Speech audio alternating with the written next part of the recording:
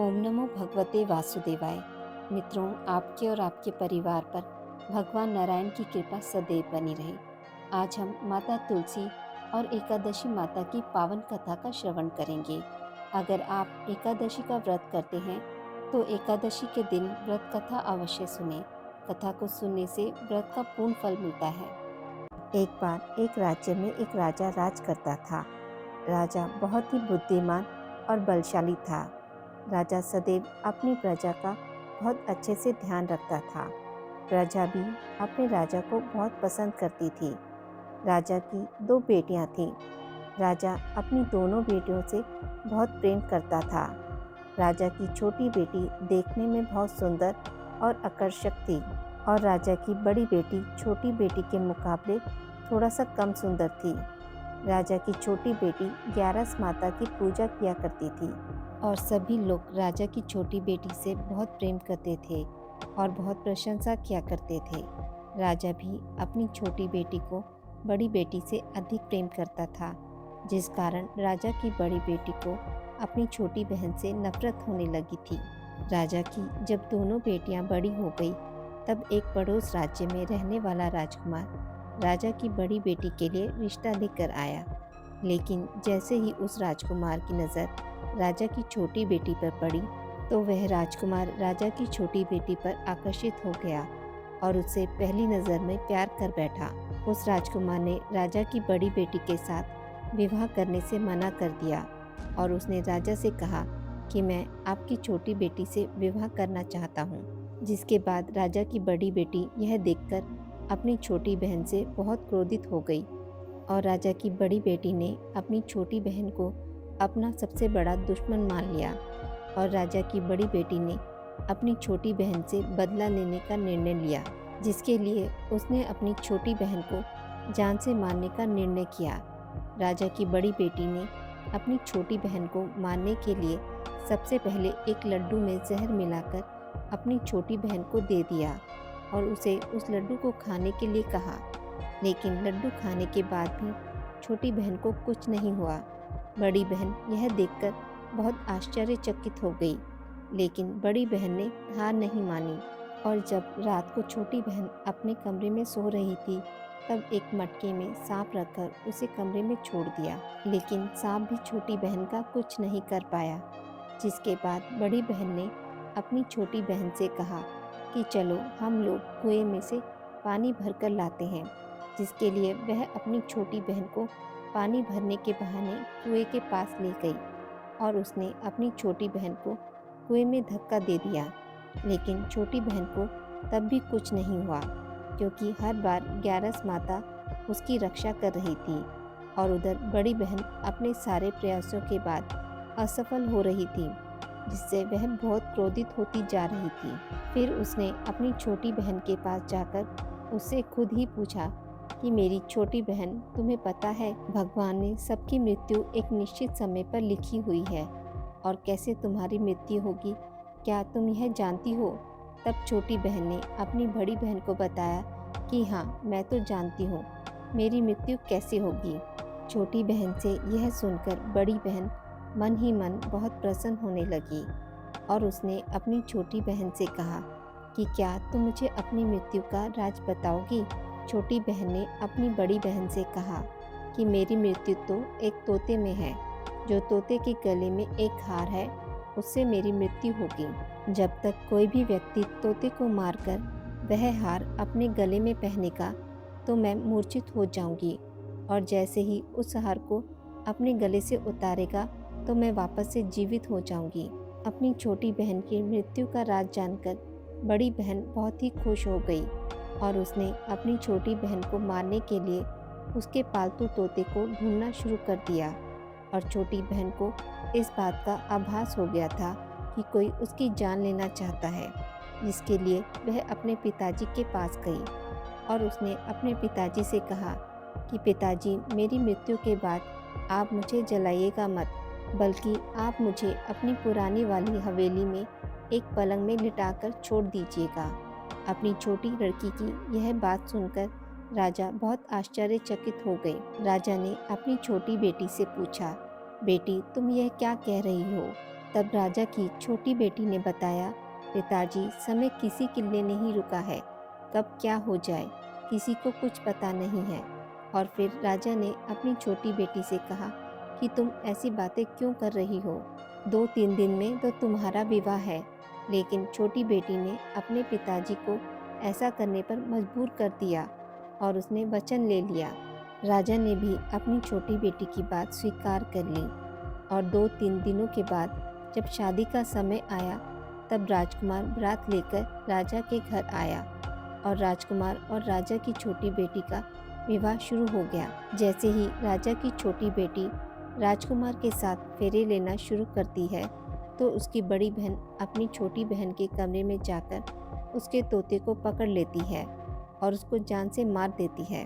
तोते के गले में जो हार था उसको अपने गले में धारण कर लेती है।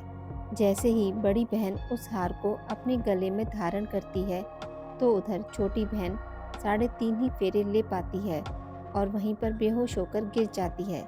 जिसके बाद राजा ने बड़े बड़े दर्द हकीमों को बुलवाया और अपनी छोटी बेटी का इलाज करने के लिए कहा।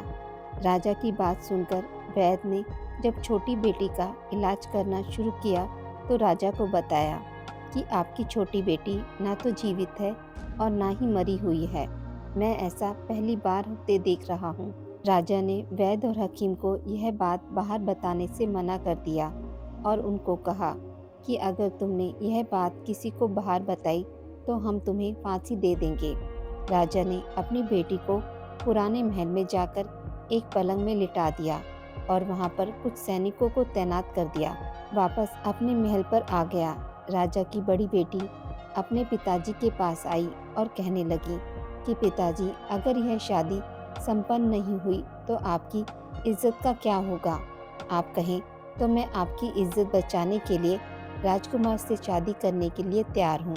जिसके बाद राजा ने अपनी बड़ी बेटी की बात मान ली और राजा ने बड़ी बेटी को छोटी बेटी के कपड़े पहनाकर मंडप पर भेज दिया। लेकिन राजकुमार यह जान गया कि यह राजा की छोटी बेटी नहीं है, बल्कि यह राजा की बड़ी बेटी है। लेकिन जब राजकुमार ने शादी करने से मना किया, तो सभी लोगों ने राजकुमार को विवश कर राजा की बड़ी बेटी से बचे हुए फेरों को संपन्न करा दिया और विवाह करवा दिया। जिसके बाद राजकुमार राजा की बड़ी बेटी को अपने महल ले गया। राजकुमार राजा की बड़ी बेटी से ना तो बात करता था, ना ही उसको पसंद करता था और ना ही उसके आसपास भटकता था।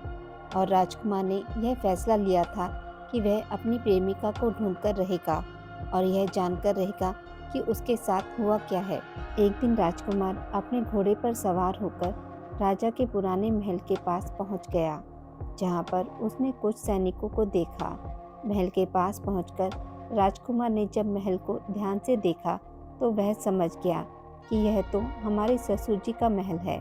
तब राजकुमार ने सैनिकों से पूछा, तुम लोग यहाँ क्या कर रहे हो और इस महल के अंदर उस पलंग में कौन लेटा है? जिसके बाद सैनिकों ने बताया कि यहाँ पर राजा की छोटी बेटी लेटी है।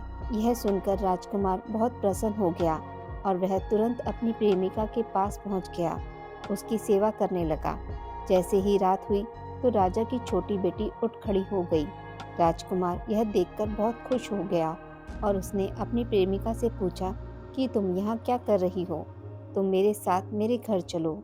राजा की बेटी ने राजकुमार को सारी बातें बता दी कि मेरी जान एक तोते में बसी थी और मैंने यह बात सिर्फ अपनी बड़ी बहन को बताई थी और मुझे पता है कि उसने ही मुझे मारने का प्रयास किया है।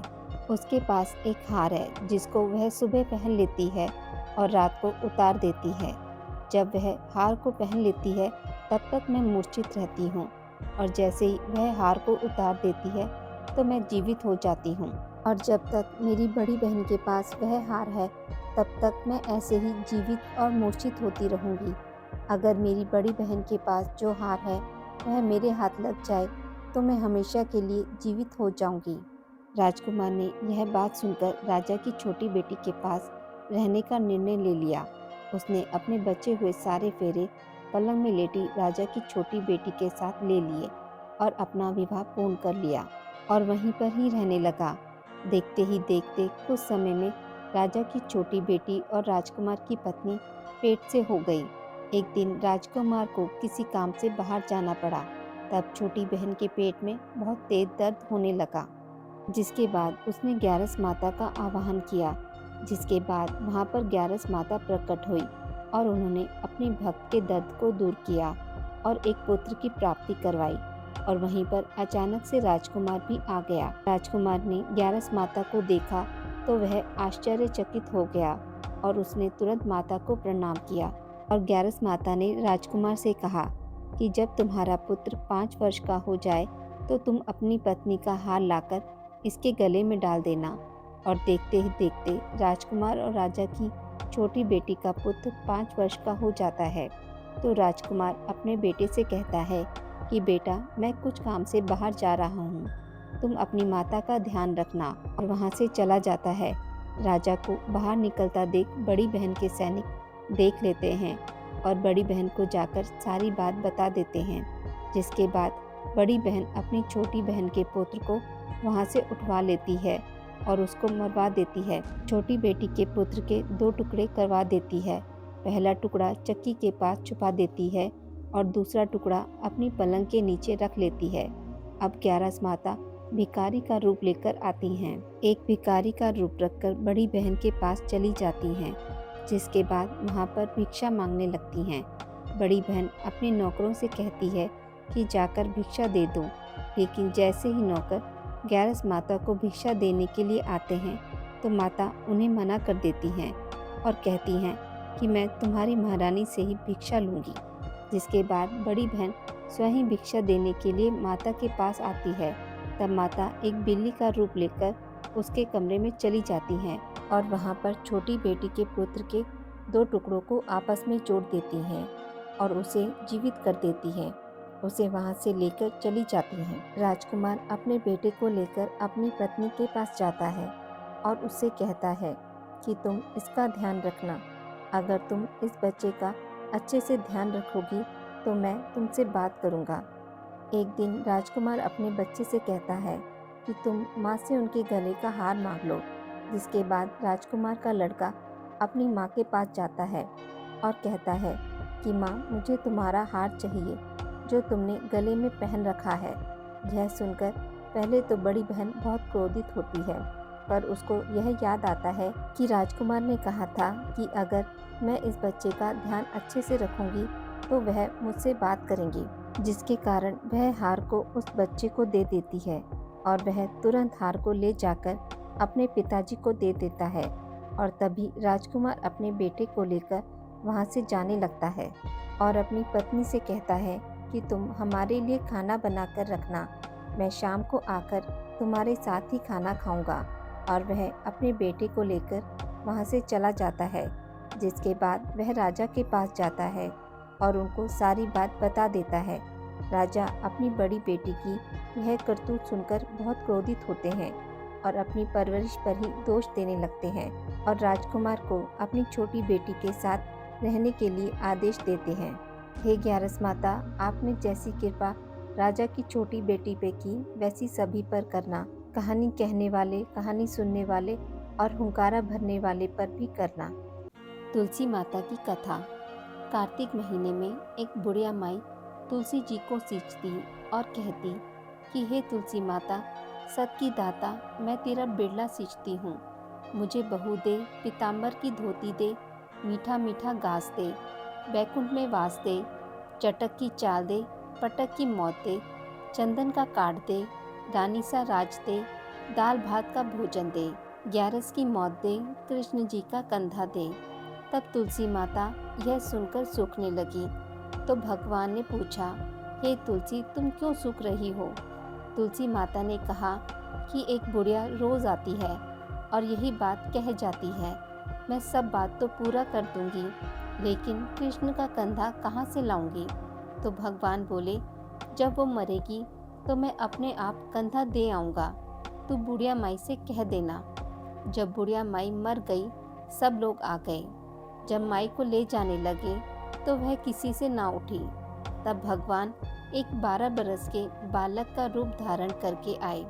बालक ने कहा, मैं कान में एक बात कहूँगा तो बुढ़िया माई उठ जाएगी। बालक ने कान में कहा, बुढ़िया माई मन की निकाल ले, पीताम्बर की धोती ले, मीठा मीठा गास ले, बैकुंठ का वास ले, चटक की चाल ले, पटक की मौत ले, कृष्ण जी का कंधा ले। यह सुनकर बुढ़िया माई हल्की हो गई। भगवान ने कंधा दिया और बुढ़िया माई को मुक्ति मिल गई। हे तुलसी माता, जैसे बुढ़िया माई को मुक्ति दी वैसे सबको देना। हे तुलसी माता, कथा को सुनने वाले, कहने वाले और हुंकारा भरने वालों पर भी अपनी कृपा करना। आज की इस वीडियो में बस इतना ही। मित्रों, अगर आपको यह कथा अच्छी लगी हो तो मेरे वीडियो को लाइक और शेयर ज़रूर करें और पूजा पाठ से जुड़ी जानकारी के लिए मेरे चैनल को सब्सक्राइब करना ना भूलें। धन्यवाद।